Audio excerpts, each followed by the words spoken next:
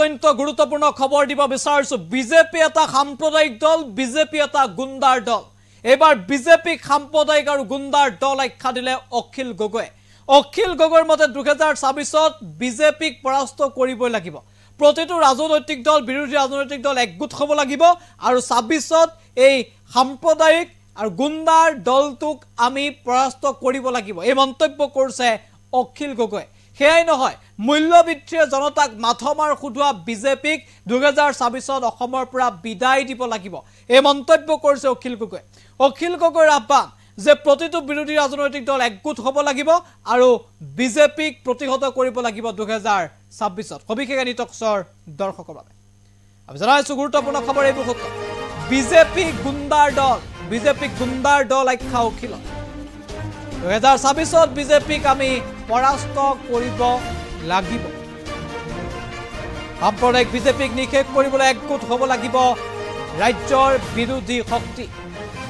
অসমৰ সকলো বিৰোধী দল একগোট হৈ নিৰ্বাচন খেলিব 2026ত বিজেপি গুণ্ডাৰ দল আখ্যা দি এবাৰ তীব্ৰ সমালোচনা অখিল গগৈৰ মন্তব্য আছে 2026 চনত অসমত যি বিধানসভা নিৰ্বাচন অনুষ্ঠিত হ'ব সেই বিধানসভা নিৰ্বাচনত আমি যিকোনো প্ৰকাৰে সাম্প্ৰদায়িক বিজেপিক মৌলবাদী বিজেপিক আৰু লগতে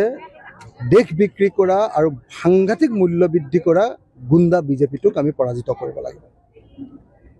গুণ্ডা বিজেপিটোক যদি পৰাভূত কৰিব নোৱাৰো সদায় আমাৰ বস্তুৰ দাম বাঢ়ি থাকিব সদায় আমাৰ বাক স্বাধীনতা হৰণ হ'ব সদায় অসমীয়া জাতিয়ে সদায় ইহঁতৰ উৎপাতত আমি বসবাস কৰিব লাগিব সেইকাৰণে 2026 চনত যাতে বিধানসভা নিৰ্বাচনত যিকোনো প্ৰকাৰে বিজেপি দলক পৰাভূত কৰিব পাৰো তাৰ কাৰণে কংগ্ৰেছ দল ৰাইজৰ দল অসম জাতীয় পৰিষদ আৰু অন্যান্য সৰ্বমুঠ যি 16টা আমাৰ বিৰোধী ৰাজনৈতিক দল আছে আমি সকলোবিলাক ঐক্যবদ্ধ হ'ব লাগিব এবাৰ লোকসভা নিৰ্বাচনত তৃণমূল কংগ্ৰেছ আৰু আম আদমি পাৰ্টিয়ে পৃথককৈ ইলেকশ্যন খেলিছিলে কিন্তু এবাৰ আশা কৰিম যে 2026 চনৰ বিধানসভা নিৰ্বাচনত আমি দুটা গোট নহয় সকলো বিৰোধী পক্ষ এটা গোটত অৱস্থান কৰিম আৰু ঐক্যবদ্ধ হৈ আমি জনগণ বিৰোধী বিজেপি দলক যাতে আমি পৰাজিত কৰিব পাৰোঁ বিজেপি দলক পৰাভূত কৰাটো আমাৰ জাতিটোৰ কাৰণে অত্যন্ত গুৰুত্বপূৰ্ণ কথা আপোনালোকে সকলোৱে দেখিছে যে এতিয়া ইমান দিন ধৰি বিজেপি দলে সদায় আমাৰ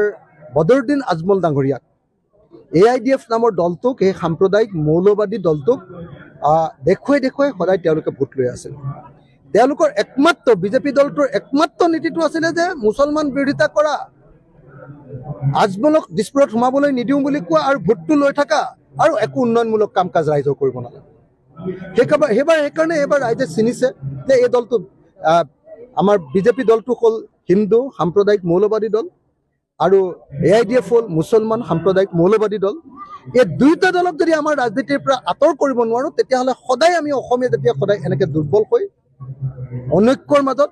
আৰু অনুন্নয়নৰ মাজত সদায় বসবাস কৰিব লাগিব অনুন্নয়ন তেওঁলোকে কেৱল সদায় হিন্দু মুছলমানৰ ৰাজনীতি কৰে হিমন্ত বিশ্ব শৰ্মাই ইমান দিন ধৰি অসমৰ শত্ৰুৰূপে তেওঁ প্ৰচাৰ কৰি আছিলে কৈছিলে যে দিছপুৰৰ আমি 1 কিলোমিটাৰ দূৰলৈকে আহিবলৈ নিদিওঁ বদৰুদ্দিন আজমলক AIDFক বুলি কৈ আছিল কিন্তু যেতিয়া বদৰুদ্দিন আজমল ডাঙৰীয়াক আমি হৰুৱাই দিয়াৰ পাছত হঠাতে হিমন্ত বিশ্ব শৰ্মাই মুঠটো সলাই দিলে হাপে যেনেকৈ মুঠ সলাই নহয় হিমন্ত বিশ্ব শৰ্মাই এতিয়া মুঠ সলাই দিলে এতিয়া হিমন্ত বিশ্ব শৰ্মাই ক'লে যে বদৰুদ্দিন আজমলক 10 লাখ ভোটত হৰুৱাটো বোলে এতিয়া ৰকিবুল হুছেইনৰ অপৰাধ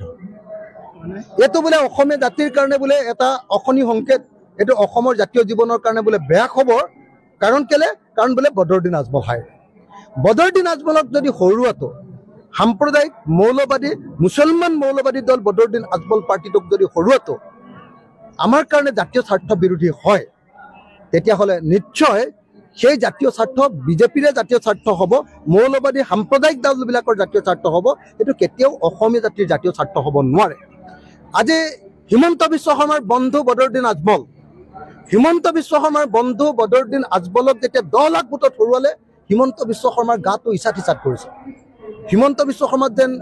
মানে আপোনাৰ চুৰাত পাতেহে ডাকিলে তেনেকুৱা কৰিছে হিমন্ত বিশ্ব শৰ্মাই শান্তিৰে থাকিব পৰা নাই হিমন্ত বিশ্ব শৰ্মাই দৈনিক প্ৰেছ মিট দিছে, দৈনিক প্ৰেছ মিট দি বাৰম্বাৰ কৈ আছে যে বদৰুদ্দিন আজমলক তোমালোকে কিয় হৰুৱালা, বদৰুদ্দিন AIDF-ক কিয় হৰুৱালা, মুছলমান মৌলবাদী দলটোক কিয় হৰুৱালা। অথচ তেওঁলোকে কৈ আছিলে যে সদায় কৈ আছিলে যে AIDF দলটো হ'ল মোগলৰ দল। যেতিয়া মোগলক আমি হৰুৱাই দিলোঁ, যেতিয়া AIDF দলটোক আমি হৰুৱাই দিলোঁ, এতিয়া আকৌ হৰুৱাই যিবিলাকক দিলোঁ, যি হৰুৱাই দিলোঁ, আমি হৰুৱাই দিলোঁ, কংগ্ৰেছ আৰু আমাৰ বিৰোধী ঐক্য মঞ্চই হৰুৱাই দিলোঁ। আমি হৰুৱাই হৰুৱাই দিয়াৰ কাৰণেহে বোলে আমি জাতীয় স্বাৰ্থ বিৰোধী কাম কৰিলোঁ। গতিকে এইটোৰ পৰা প্ৰমাণিত হ'ল যে হিমন্ত বিশ্ব শৰ্মাই সঁচাকৈ AIDF-ক পোহপাল দি ৰাখিছিলে, হিমন্ত বিশ্ব শৰ্মাই AIDF-ক সদায় পৃষ্ঠপোষকতা কৰিছিলে, হিমন্ত বিশ্ব শৰ্মাই হিন্দু সাম্প্ৰদায়িক মৌলবাদী ভোটবিলাক ল'বৰ কাৰণে মুছলমান মৌলবাদী AIDF-ক সদায় গালি পাৰি আহিছিলে। আৰু সেইকাৰণে তেওঁ সদায় AIDF-ক মানে আপোনাৰ মোগল বুলি কৈছিলে আৰু AIDF-ক হৰুৱাটো তেওঁ শৰাইঘাটৰ শেষ ৰণ বুলি কৈছিলে। আৰু যেতিয়াই আমি AIDF-ক হৰুৱাই দিলোঁ, মোগলক আমি হৰুৱাই দিলোঁ, শৰাইঘাটৰ শেষ ৰণত যেতিয়া অসমীয়া জাতি জয়ী হ'লোঁ, বিৰোধী ঐক্য মঞ্চ জয়ী হৈ গ'লোঁ, তেতিয়াই আকৌ হিমন্ত বিশ্ব শৰ্মাই নিজৰ মুঠ সলাই এইবাৰ আকৌ আমি AIDF-ক হৰুৱাটোহে তেওঁ জাতীয় স্বাৰ্থ বিৰোধী বুলি ক'লে। গতিকে এইটোৱে প্ৰমাণ কৰিছে যে বিজেপিয়ে AIDF-ক বিচাৰে, হিমন্ত বিশ্ব শৰ্মাই সদায় অসমৰ ৰাজনীতিত মানে বদৰুদ্দিন আজমলক বিচাৰে। এই দুইজন মানুহে ইজনে সিজনৰ পিঠি খজুৱাই থাকিব বিচাৰে, এই দুইজন মানুহে ইজনৰ সিজনৰ বদনাম কৰি থাকে, ইজনে সিজনক বাহিৰত দেখুৱাই